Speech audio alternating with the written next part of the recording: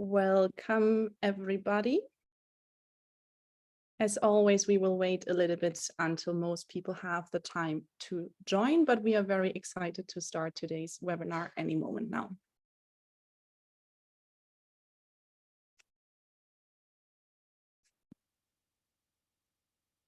Today, we will be speaking about diversity and inclusion in our Team Taylor platform. I might gonna repeat some of the things I mentioned now in the beginning so everybody gets the chance to actually hear them.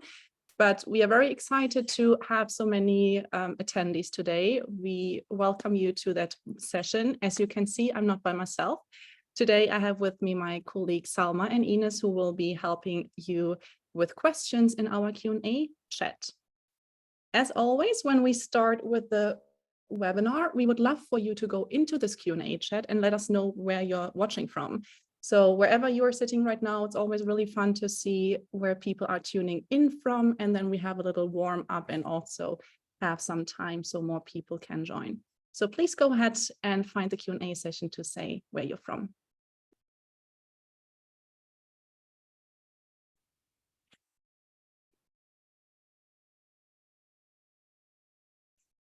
I see Finland, Portugal, Sweden always, France. From the US already, wow.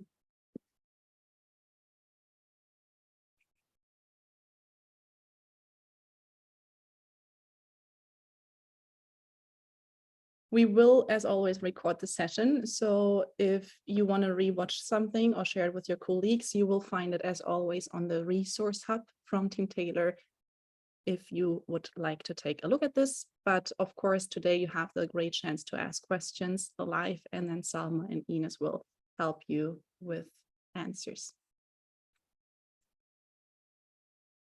We will give it another minute or two just so we have enough time, and then we will get going.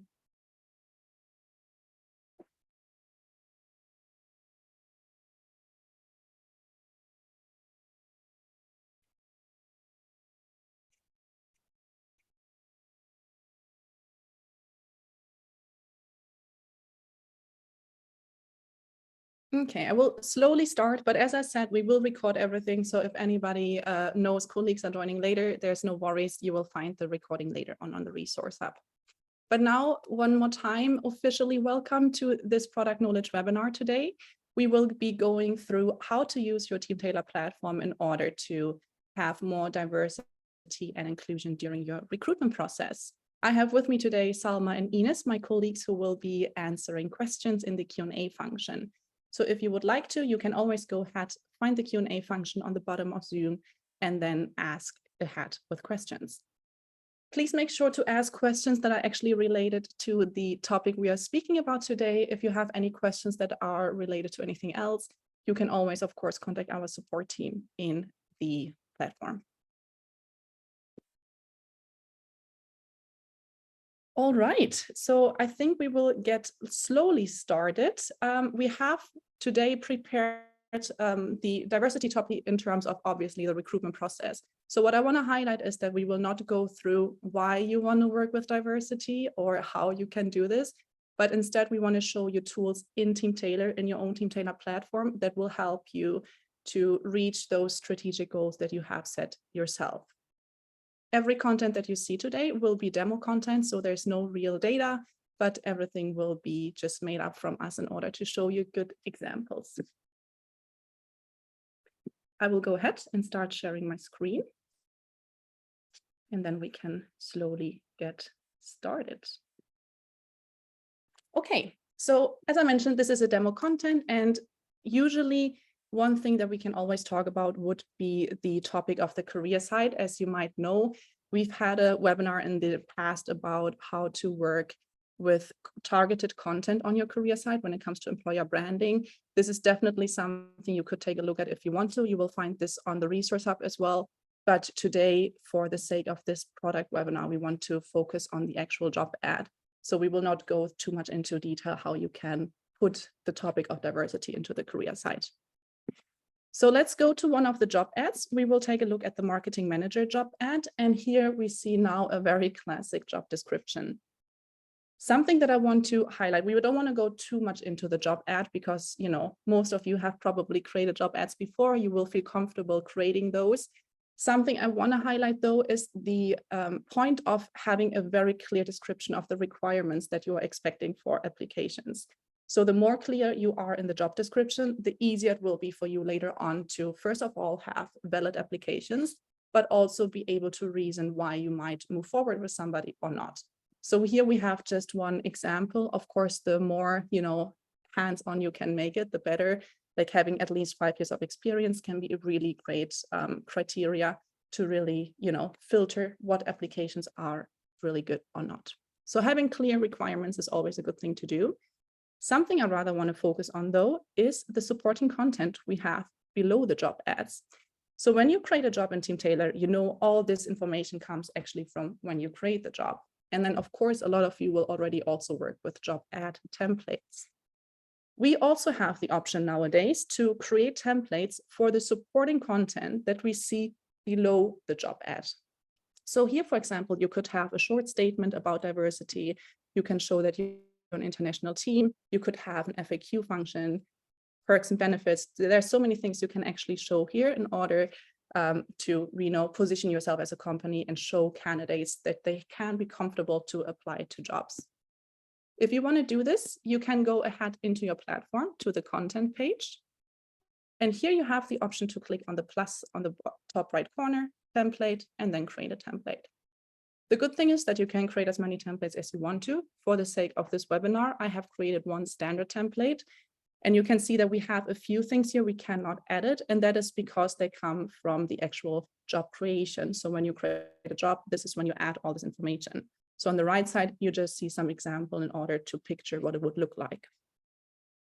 Instead, you can go ahead and here add more supportive blocks. So you can really choose what content you want to add to a specific job in order for, having a full-on job description that makes everybody feel comfortable and everybody feel welcome to actually apply to this job. Once you have created this template, you can go ahead to one of your jobs, like this marketing manager role. I click on edit. And then when you scroll all the way down, you find your normal classic layout options. And here you also find page template, where you can choose the standard template. Most of the companies by default have the visual one, but this is where you could have your number of templates and choose the content. Then we move on to the application form. Now, nowadays, we all know the #1 trend is to have an application form that's as short as possible. We really want to have a good conversion rate. We want candidates to apply, and we know too many questions scare candidates off.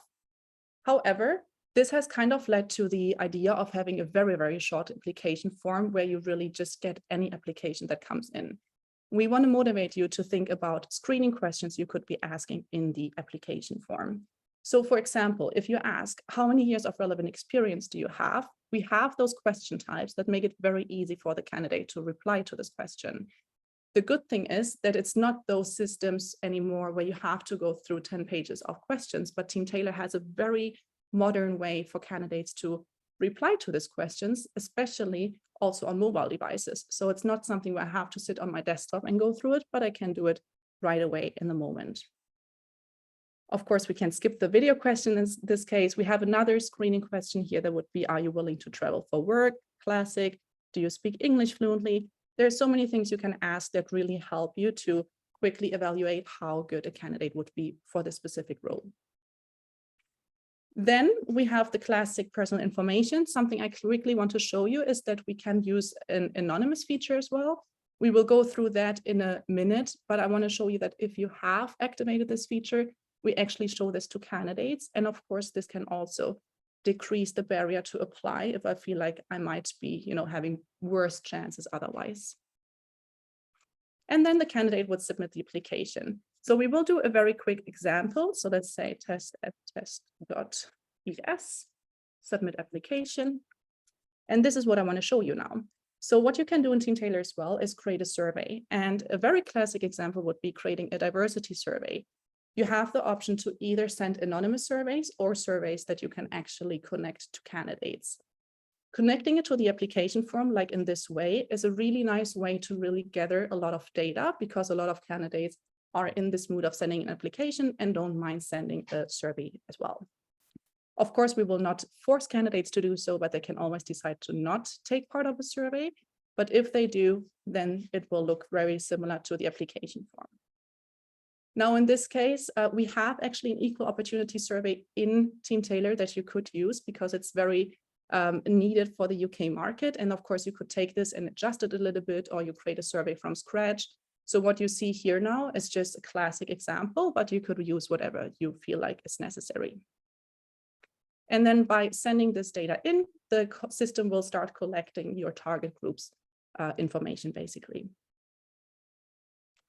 All right, so this is the application part from the candidate point of view. And now we want to go ahead and take a look at how you recruit. Before I do that, I quickly want to show you, whereas we are now in the edit mode, to add extra questions. So on the left side, if you switch to applications, this is where you have the option to add more questions. You can either select questions from your question pool, or you can go ahead and add new questions in the moment. So then you have here the option to choose a lot of different question types, and especially if you have closed-ended questions, of course, this makes it very easy for the candidate to reply. And as well, it's gonna help you to screen and filter for candidates.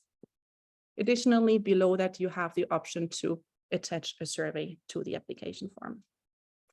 If you don't have surveys or you haven't worked with surveys yet, you will find the survey tab up here. If you do not, then you can go ahead to your add-on features and you will find the survey in here and you can just activate it for free. All right, so let's go back to the job. And now we will look at the actual recruitment process. So what you can see now here, again, I want to highlight everything as the demo data, but what you can see here now is that you don't see real candidates, but a combination of names and colors. And this is because we have activated the anonymous feature in the first 3 stages. You can do so by clicking on here, the 3 dots, anonymous mode, toggle it. What happens is that the system will take away the name. You see here we have a normal name. Here it has exchanged the name, and then it will hide the email address. And even in the CV, it will hide the name, the picture, the email address, and those kinds of information. This way you have the opportunity to really focus on the skills that the candidate has showed you, especially related to the questions that you ask in the application form, and you reduce the bias by a lot, just because simply there is no information that could help you to, evaluate a candidate on something that's not skill-based. So the anonymous feature, definitely a classic to activate. Something I want to focus more on, though, is our smart move triggers. So when you click on the wand, you have the option to add triggers. And then now we already have added a smart move trigger, as you can see here. And what this does, it's first of all gonna make your life a lot easier when it comes to screening candidates, but also at the same time, it will reduce the bias again. Because what you can tell the system is, based on the expectations that you had and in combination with the questions you have in the application form, you can tell the system what you are looking for, what's the answer you're hoping for. And then based on this answer, you let the system already move the candidate ahead in this process in order for having the first filtering and sorting done by the system and not by yourself. So I can tell the system, everybody who said that they work longer for 5 years in this job, and in this case also speak English fluently, will automatically be moved to reviewing. You can choose any stage here that you want. In this case, we also want to address the assessment test option. So of course, working with assessment tools is something that every company has to evaluate themselves. Like, is this something that fits your culture? Do you have the resources that it takes? Because often this will be an extra software provider. But it can be a really nice way to, again, reduce the bias just because we fulfill the application form. We complete more and more information within one candidate profile, still without knowing anything about the person. So we're really focusing on the skills we have in the questions, we have the CV, we have maybe an assessment test result. And at this moment, I still don't know about the gender, the nationality, or whatever. So this can be a really great thing to do.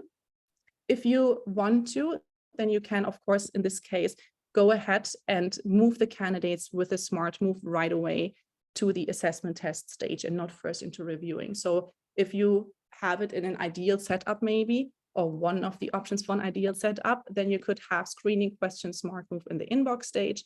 Everybody who passed those main screening questions will be moved to assessment test, will complete the assessment test, and will then be moved to the interview stage. And that's, of course, when you go ahead and actually see the people. There's still ways how you can also reduce bias in the interview stage, and this would be with our interview kits. Again, this is a feature you would have to activate in your add-on features, and then you will see it in the settings and can create as many interview kits as you want to. Again, same with the Smart Move, those features always make your life a lot easier working with Team Taylor, but also they have just so much opportunities to make the whole process a lot fairer. If we added interview feedback, then we have the option to use the same set of questions for the candidates. So no matter if, for example, I was interviewing a candidate and Ines was interviewing a candidate, we will have the same set of questions to choose from, which will reduce the chance of, some candidates having harder questions than others for whatever reasons. Additionally, it helps you as the project lead or also just as a team member to take a look at the results and quickly see how the interviewers have evaluated the candidate. It is very normal that perceptions can be different. So I'm not saying everybody should have the same opinion when they are having an interview, but instead it gives you more of the option to realize patterns, get to know your colleagues, where do you see maybe weaknesses, strength, where do you want to go into training, and just make sure that the interviews are held accountable and that the candidates really do get a fair chance, just like any other candidates as well.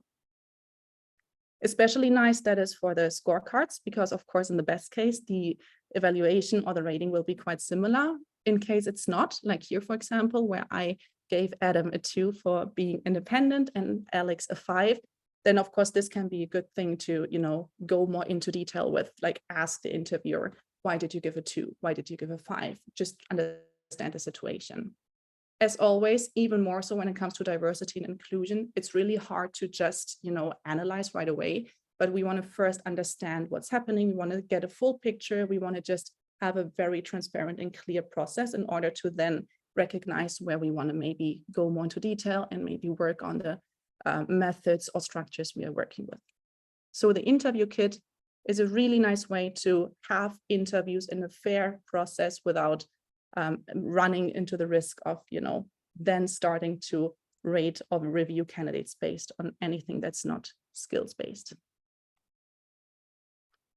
Last but not least, within this process, I would like to go quickly into reject emails. If you reject a candidate, it will happen, no matter about diversity or not. But if you do so, of course, it should be due to the lack of, specific experience or for whatever reasons you have, hopefully related to the actual capabilities. So in this case, I want to motivate you to actually have different reject email templates and not just use one reject email for every candidate. Most of the companies nowadays still have maybe a very nicely put, but still the same reject email throughout the process. And that is maybe not always the nicest thing to do, because it will not give the candidate a really good feedback. And this can give room to the candidate to question, was it maybe based on something else than my lack of skills? So in this case, we have a candidate that, for example, let me move the Zoom window, that, for example, has said that they only have 4 years of relevant experience, which is too little. We said in the job ad, we are looking for 5 years or more, and we really need somebody with this experience, and that's okay. That's a valid reason. But then when I reject the candidate, what I will do is I will obviously choose a specific reject reason, but then I will go ahead and choose a different reject email. So I created a reject template with failed screening questions. And what I have done is I here added just a small part where I say, for this specific job, we are actually looking for very specific skills. Our aim is to find a future colleague who has more than 6 or 5 years of work experience in this field and speaks English fluently. Your screening questions show that you don't fully match this criteria yet, which means that your application at this point won't move forward in the process. So of course you can name it whatever you want to. You can always put the information you would like to, but with those 2 little paragraphs, you give the candidate a very valid reason on why they were not taken more into consideration. And the good thing is that with the expectations you had put in your job description and also the screening question, you have a very linear setup, which makes it very reliable and shows candidates, well, you have actually something that you're following, you have a strategy, you have a structure. And then I will just accept this way quicker than when it's just saying, sorry, for now, we're not interested. And then I start thinking, why could that be the reason? So this is a really great chance to have an even better candidate experience and just make sure that the candidate feels that you are treating them fairly. This is actually an important point because we know a lot of companies, thank God, nowadays are already very open, very objective in their screening, and that's great. But candidates don't always know that, right? So with having clear expectations and sending reject emails based on what was missing, you show the candidates that you actually work that way and that there's nothing else coming into consideration. All right. Something else that we can just very quickly touch upon is that you also have the option to, of course, send another survey towards the end of the application process. So let's say we go towards the rejected candidates. You, of course, can either send an NPS survey. That is the classic Net Promoter Score, where you ask the candidates how they like the interview process or the whole recruitment process. Or if you want to, you can even go ahead and send a survey. So then you have the option to have a more extended version of, a questionnaire of how candidates like the process. And if you would like to, that is obviously also a great chance to go more into detail in regard to, did you feel fairly treated? Did you feel there was any bias? Whatever, something like this. If you do this, of course, you will have the option to quickly gather the data for the NPS in your analytics. Always nice to see. If you have a good or a bad NPS, this is a very quick indicator on how good you're doing. But when we want to have a more detailed overview, we can go to the surveys, click into the survey we have, and then take a look at the data here. So with the diversity survey that we have created, you can see it was sent to 20 people, 16 people decided to reply, which equals to a response rate of 80%. Since we have quite a lot of data, we even are able to see graphs here. Now, of course, this is nothing that supports you in the moment to be more diverse or inclusive during your recruitment process, but instead what it tells you is what's your status right now? How are you doing as a company? Or not even how are you doing, but what people are applying. And if you see that maybe one of the categories is really, really small in percentage, then that's maybe a good indicator to try to, increase that percentage. Like show people from different groups that they are welcome to apply and that you are open. If you want to, you can take a look again at this webinar that we had in the past about creating targeted content, because this way you can then go ahead and maybe, target that target group, that maybe isn't that presented right now, and have very specific content in order to show you really welcome all the applications that, are there. So this is a really good thing to take a look at. Of course, this is going to be especially interesting over time when you are able to see also the, development, if you do it for a couple of years or something. Of course, you can also filter for specific jobs, because that is also very classic, that you will have different results based on the job, departments, locations, very classic. You're also able to export this data in order to do your own reporting on your own devices. You are also able to use a stage breakdown, and this is super, super useful. You are able here to see how the people are evolving in the process. And for now, this is just data. In the long run, of course, this can be really nice, because you will see whether, the data seems linear or whether there's some weird jumps happening here and there, where from a specific group, people are not developing at all in the process, whereas another group is always developing. So those kind of things can be really interesting. What I want to highlight, if you look at this now, of course, this is not going to tell you everything right away. So this is not going to tell you whether you are diverse and inclusive or not. Instead, it will show you trends, and then you can go ahead and try to understand why those trends are happening. You can go ahead and see, well, are we actually fair? Are we welcoming everybody? And then what are we doing in order to improve this process? And if you are doing those things, then that's great. So of course, you can in the end not change the applications, like applications will come as they are, but you can do all those things that we went through right now in order to make sure that every candidate feels comfortable applying, no matter, what. And also that, of course, the process is as fair as possible and really based on the skills, and that you try to reduce the bias in the beginning as much as possible, so that you then have this little flip in your head where you realize, what, this candidate is matching all the criteria we need. And then you will already consider the candidate more. than maybe at other points in the process. A little bit more traditional, but it also comes up, that's why I would like to highlight it, is to ask those questions within the application form. So of course you can go ahead and ask about the gender, the nationality, those kind of things in the application form.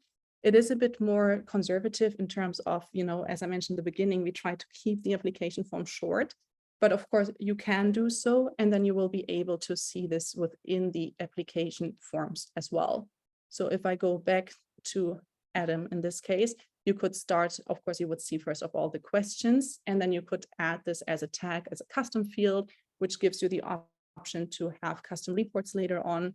Nowadays, you can even go ahead and find this information in the candidate pool, where you add questions, for example, to the columns here and get the data this way. So there's a lot of ways you can go with this, but I want to kind of motivate you to instead try the survey, because it's just, first of all, anonymous, which is great. You can decide to not have anonymous if this is something that's important to you, but also it's just a very modern way to work and aligns very nicely with the application process.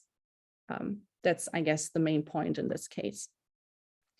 And I think that's it. Those are the biggest tips we have. So let me just quickly summarize. Something that we think is really important is to have a clear job description. The more clear you are in the job description, the better. If you have clear expectations listed, this is going to make it a lot easier for you to justify how you have decided on things. Within the job ad block template, you have the options to add more supportive content to position yourself as a company and also really welcome all sorts of applications. We have the application form with very relevant questions that will help you to really filter the candidates or review the candidates based on skills instead of the other attributes. We can work with a survey that I have showed you earlier, connected to the job, so that as soon as candidates apply, they will also get asked to fill out a survey. And this will give you a really great chance to get a good overview of the audience you have right now, just to see where people are at. And then last but not least, with the anonymous feature and tools like the smart move trigger based on questions in the application form and the answers, but also our interview kits, you have the option to reduce bias even more when you actually start screening and recruiting the candidate. That would be it for today. If anything is unclear, you find for most of the things support articles. You can always ask our support chat. We hope that this motivated you and inspired you a bit to, try out working with your own Team Tailor platform in order to have a more inclusive and diverse recruitment process. Of course, if you want to go more into, why would you do this and how can you do this? What do you want to pay attention to? You always can do so by researching yourself online or in other literature. But this was how you can use your own Team Tailor platform in order to improve those methods. And we hope that you liked it. I will wait a little bit now just so that Ines and Salma have time to reply to all the questions. But this would be the end of the webinar, and we thank you for joining today.